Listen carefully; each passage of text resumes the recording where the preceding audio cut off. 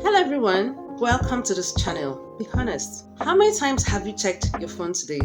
5 times, 10 times, or you cannot even remember, depending on the time you're watching this video, whether morning, afternoon, evening, or midnight. But you are not alone. In today's world, screens are everywhere, ranging from our smartphones to laptops, tablets, and TVs. Our devices have become our constant companion. And so what starts as convenience quickly spirals into dependency. And before you know it, you are hooked. And no, screen addiction is not just a buzzword, but it's a real issue that is creeping into every corner of our lives. So what if I told you that screen addiction is quietly creeping into how we think, live, and connect with each other?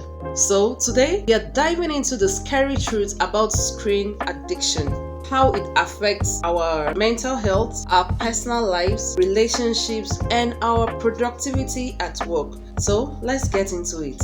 The mental trap. Now let's begin with the brain. Have you ever wondered how satisfying it feels to scroll through social media or watch one more episode of your favorite series? It's not just willpower, it is science. Screen stimulates the release of dopamine, the feel-good chemical. So every time you get a notification, a message, or even a like on Instagram, your brain gets a hit of dopamine. And just like any other addiction, you keep coming back for more. But here is the kicker. This constant stimulation is rewiring your brain, making it harder to focus, sleep, or feel content offline. So, long-term addiction has been linked to anxiety, depression, and chronic stress. And guess what? You are not alone. So, if you've ever felt restless or anxious the moment you are away from your phone, that is withdrawal, just like with any other form of addiction. Now, let's talk about the toll on your personal life. How many times have you stayed up late watching or scrolling through social media and promising yourself just 5 more minutes, and after a while you let me add another 3 minutes to it, and this keeps going on and on, only for you to realize that it's already 2 a.m. So you see, screen robs us of our valuable resources, and that is our time. Instead of picking up a book to read or a hobby or even getting proper rest, we find ourselves glued to our screen.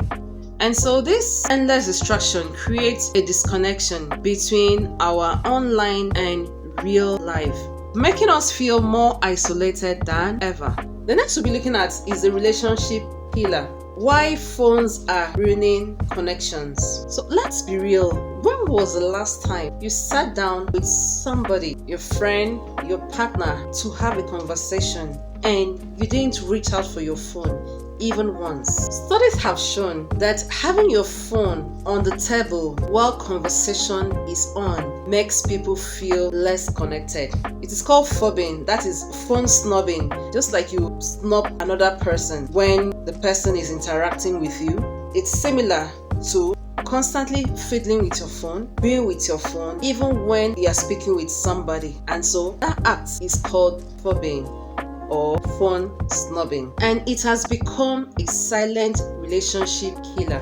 Over time, screen addiction can cause frustration, misunderstanding, emotional distance between loved ones. It's not that we don't care. We are just so hooked on dopamine rush on screen that real life interaction starts to feel boring in comparison, and that is a dangerous place to be. Additionally, talking about relationship, having a partner or a spouse who is constantly addicted to screen can leave the other person with a feeling of loneliness and being totally disconnected. So you have somebody who is constantly fiddling with his or her phone. The other person will definitely feel some sort of disconnection. Screen time seems to replace meaningful conversation, leading to misunderstanding and unresolved conflicts. Constantly checking on phones can lead to disagreement, frustration, and resentment.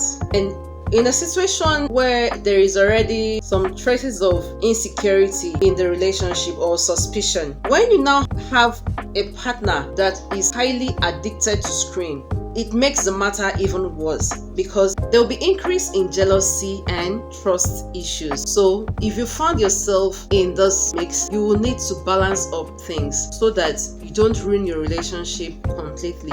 Enough said about relationship. Let's move on to how screen time affects our productivity at work. We've entered into an era where the lines between work and rest are almost non-existent. With emails, Slack messages, and Zoom calls following us home, it feels very difficult to unplug.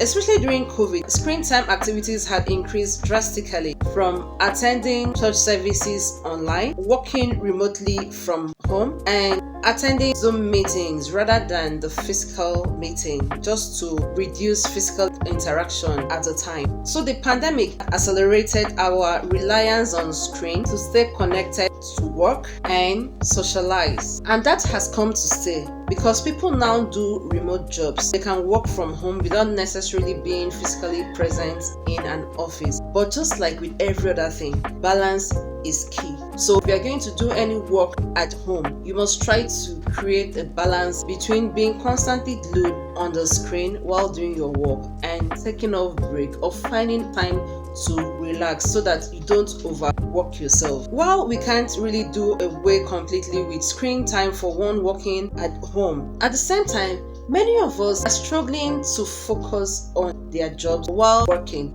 even in physical office. And so once there is a notification on the phone, they rush up to check what is happening or what is trending. It's hard to stay productive when notifications are going off every few minutes on your phone, or when a quick check on social media turns into a 30-minute rabbit hole, thereby decreasing our attention. So studies have shown that constant check on our phones during work reduces our productivity, making it difficult for one to stay in deep work mode because you are constantly distracted by wanting to peep on your phone or to check any notification that has dropped into your phone. And the result, we feel burnt out, overwhelmed, and exhausted, even if we've been working all day. Excessive screen time decreases our attention, reducing our ability to focus. And you have some organizations, especially when people are laced with very sensitive kind of work that needs absolute attention, for a period of time in which they'll be at work, they don't have access to their phones. There's a general phone in case somebody needs to reach out to them at home or in case they need to make calls to their loved ones. So during work hour, they don't have access to their own phone lines so that they'll focus on their job without being distracted.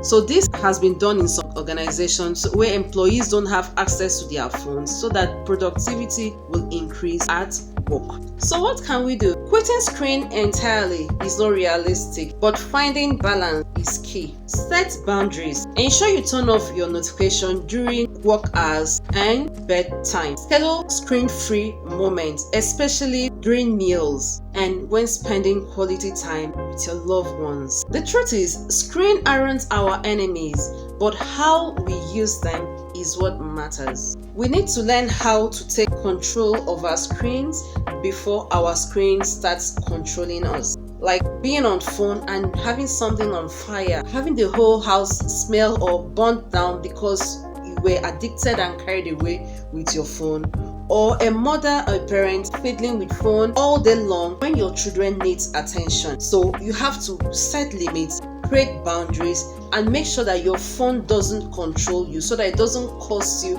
a lot of harm. And you see some other people too that they get so carried away by phone that they are maybe listening to music with their earphones, getting carried away, and they are moving along the road. A driver might be blaring a horn, but their mind is entirely focused on whatever they are watching at the time. So we need to start learning habits that will make us stay in control of our screen so that it doesn't cost us our lives or our resources. And with this, we've come to the end of this video. If you found it helpful or you're struggling with screen addiction, let me know in the comments.